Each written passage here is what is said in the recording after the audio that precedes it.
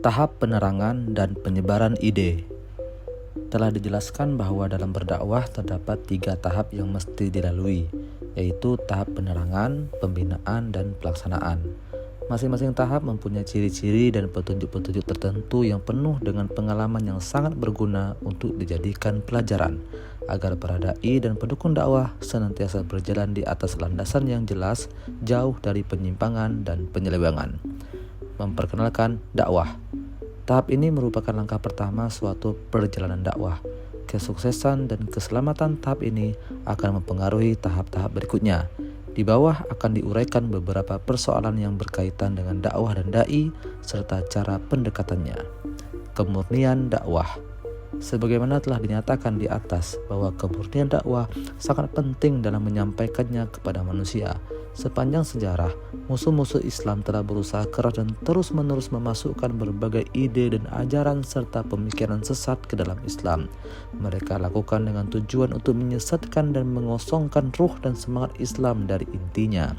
Oleh karena itu, untuk memahami Islam dengan pemahaman yang murni dan benar, umat Islam harus kembali kepada Al-Quran yang senantiasa dipelihara Allah, kembali kepada sunnah Rasulullah yang telah dikumpulkan dan disaring oleh imam-imam yang mulia. Imam-imam ini telah mendapat taufik dan kemudahan dari Allah untuk berhikmat dan mengabdi secara sungguh-sungguh dalam bidang ini, sehingga mereka berhasil menjernihkan sunnah Rasulullah dari segala macam pemalsuan yang sengaja atau tidak sengaja diintrodusir oleh musuh-musuh Islam. Kita harus kembali mengikuti pemahaman yang benar dan selamat dari para salafiyin yang hidup pada masa Nabi Muhammad SAW dan para khulafaur rasyidin.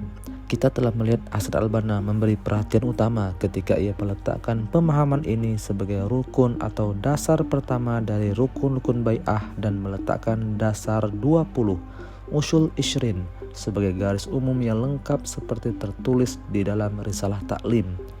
Di atas telah dijelaskan bahwa Ikhwanul Muslimin dan Hasan Al-Hudaybi telah memelihara pengertian tentang Islam ini secara utuh dan benar, serta menjaganya dari penyelewengan dan penyimpangan.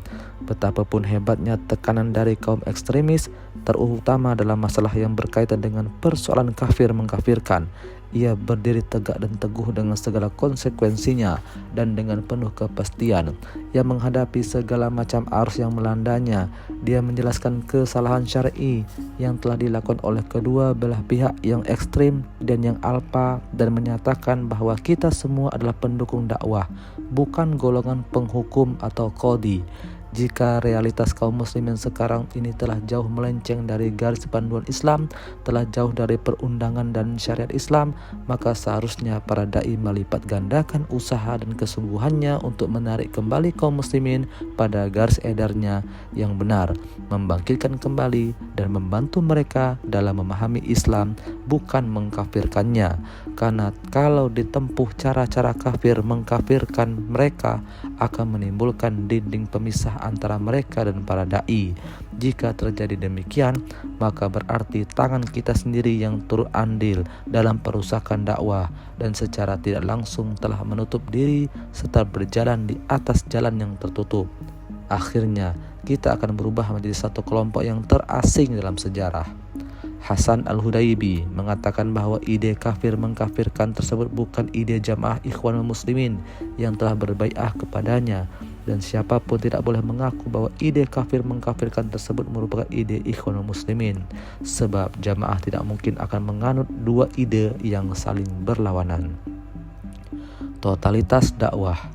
Ketika menyampaikan dakwah dan peringatan, kita harus mengemukakan keuniversalan Islam dengan lengkap, utuh, total, dan menyeluruh tanpa memisah-misahkan antara satu bagian dengan bagian lainnya atau menghapuskan satu bagian dari keseluruhannya, sebab Islam adalah penutup segala agama. Islam adalah agama yang istimewa, universal, lengkap, sempurna, dan mencakup seluruh persoalan hidup manusia duniawi dan ukhrawi dalam keselarasan dan keharmonisan yang unik.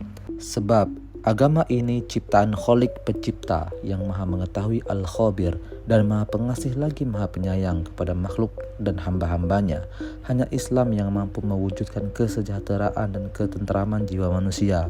Bila seseorang beriman kepada Allah dan mengesahkannya serta mengikuti seluruh ajaran dan syariatnya, akan memberikan keselamatan dan keamanan serta kehidupan yang baik di dunia dalam naungan negara Islam dan mendapatkan surga kelak di akhirat. Kehidupan manusia sendiri melambangkan satu kesatuan yang tidak dapat dipisah-pisahkan antara satu bagian dengan bagian lainnya. Islam datang sebagai satu kesatuan yang total, tidak dapat dipisah-pisahkan antara satu bagian dengan bagian lainnya. Jika Islam hanya menguasai satu bagian kehidupan, maka kehidupan itu tidak akan baik. Apalagi jika bagian yang lainnya dibiarkan untuk dikuasai oleh ajaran lain atau falsafah lain ciptaan manusia. Ringkasnya, Islam harus dikemukakan secara total, lengkap, dan utuh, tanpa dipisah-pisahkan menjadi beberapa bagian yang berserakan di sana-sini. Dan Islam harus dilaksanakan sepenuhnya, tidak dapat dilaksanakan secara parsial, terutama dilaksanakan sebagian dan ditinggalkan sebagian yang lainnya. Oleh karena itu, Imam Hasan al-Banna menjadikan pemahaman Islam yang total ini sebagai dasar pertama dari rukun bai'ah. Ia berkata, Islam adalah satu sistem yang hidup yang lengkap dan menyeluruh, mencakup seluruh aspek kehidupan. Islam adalah daulah dan tanah air atau pemerintahan dan umat. Islam adalah akhlak dan kekuatan, rahmat dan keadilan. Islam adalah kebudayaan dan undang-undang atau ilmu dan kehakiman. Islam adalah materi dan harta atau usaha dan kekayaan. Islam adalah jihad dan dakwah atau tentara dan ide fikrah. Islam adalah akidah dan ibadah. Salah satu kewajiban adalah mengingatkan betapa besarnya dosa terhadap Islam yang diperbuat oleh sekelompok orang yang tampil ke gelanggang yang katanya bergerak di bidang dakwah, tapi mereka hanya mengemukakan satu aspek dari Islam dan melupakan aspek lainnya dengan sengaja atau tidak, karena kebodohannya terhadap karakteristik Islam atau karena mengelakkan tekanan dari pihak jahiliyah yang berkuasa atau memang mereka berniat jahat. Perbuatan semacam itu pada umumnya dilakukan oleh beberapa kelompok kaum muslimin yang telah menjadi boneka kufar dan musuh-musuh Islam. Kita harus menyatakan dan menjelaskan kesalahan dan bahaya perbuatan tersebut agar para pemuda Islam yang memiliki gairah dan semangat keagamaan tidak terkecoh untuk mengikuti cara-cara seperti itu, sebab perbuatan demikian hanya akan menimbulkan bencana bagi mereka yang menginginkan hasil dakwah dengan baik. Dai dan uslub dakwah. Untuk mewujudkan cita-cita dalam memperkenalkan dan mengembangkan dakwah, seorang dai harus memiliki sifat-sifat asasi dan ia harus berpegang pada uslub atau cara yang benar dan baik dalam melaksanakan dakwahnya. Di antara sifat utama dan asasi bagi seorang pendakwah ialah harus menjadi contoh, teladan dan model yang baik bagi Islam yang didakwahkannya. Dia harus melaksanakan semua rukun Islam, mengikuti sunnah dan cara hidup Rasulullah SAW, menjauhi segala macam syubhat dan yang meragukan, menjauhi segala yang haram, senantiasa mengingat Allah dalam suatu persoalan kecil atau besar. Dalam rumah tangganya, semua anggota keluarganya harus turut komitmen dengan seluruh ajaran Islam dan menjaga serta melaksanakan ajaran Islam dan tata keramanya.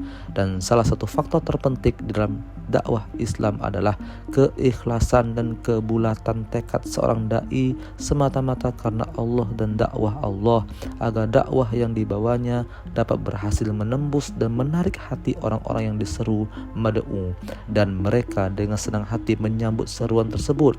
Mereka akan terpesona dengan seruan jika dilakukan dengan keikhlasan dan tidak dicampur adukkan dengan interest pribadi atau tujuan-tujuan dunia lainnya. Dia berbicara untuk dakwah, bergerak untuk dakwah, berjalan karena dakwah. Seorang muslim yang bergerak di bidang dakwah harus mempunyai bacaan luas, mengikuti segala macam peristiwa dan pergolakan yang terjadi, mengikuti perkembangan kondisi dan situasi, dan mengetahui berbagai aliran pemikiran dan ideologi modern. Dengan perbekalan yang luas tersebut, ia akan mampu mengemukakan dakwah Islamiyah dengan uslub dan cara yang baik. menarik dan menawan hati manusia sehingga orang semakin mendekatinya. Di samping itu, ia mampu mengemukakan Islam dengan cara yang paling baik di tengah-tengah arus dan gelombang kesesatan yang tengah melanda dari berbagai penjuru. Dia harus menerangkan Islam dengan jelas dan mudah dipahami, serta tidak menimbulkan kekusutan. Dia justru memperbaiki kondisi dan situasi, bahkan bukan mengeruhkannya. Karena banyak orang yang mengakui sebagai dai, tetapi pekerjaannya bahkan mengeruhkan dan memburukkan Islam, dan mereka mengira perbuatannya itu perbuatan baik. Allah berfirman, "Serulah manusia ke jalan Tuhanmu dengan hikmah dan nasihat yang baik, dan bantahlah mereka dengan cara yang baik." An-Nahl ayat 125. Seorang dai Islam harus memahami tingkat dan kedudukan mad'u, orang yang diseru, dan berbicara dengan mereka sesuai dengan tingkat kecerdasannya, karena dengan itu akan memudahkan mereka untuk menyambut apa yang diserukannya, dan mereka tidak bosan mendengar ucapan seorang dai. Seorang dai harus mengetahui dengan baik maksud dan tujuan dakwah. Ia harus tahu apa yang dikehendaki dalam setiap langkah dan tutur katanya. Dan yang paling pokok, seorang dai dalam melancarkan dakwahnya harus terlebih dahulu menekankan masalah akidah sebelum membicarakan masalah furu'iyah atau kewajiban-kewajiban yang harus dilaksanakannya. Akidah ini dimulai dengan beriman kepada Allah sampai pada ketetapan bahwa Islam adalah satu-satunya jalan hidup yang lengkap dan sempurna. Memulai hidup secara Islami, membangun dan mendirikan pemerintahan Islam adalah suatu kewajiban bagi tiap-tiap muslim. Seluruh umat Islam berkewajiban mewujudkannya sampai semua itu benar-benar menjadi suatu kenyataan di muka bumi.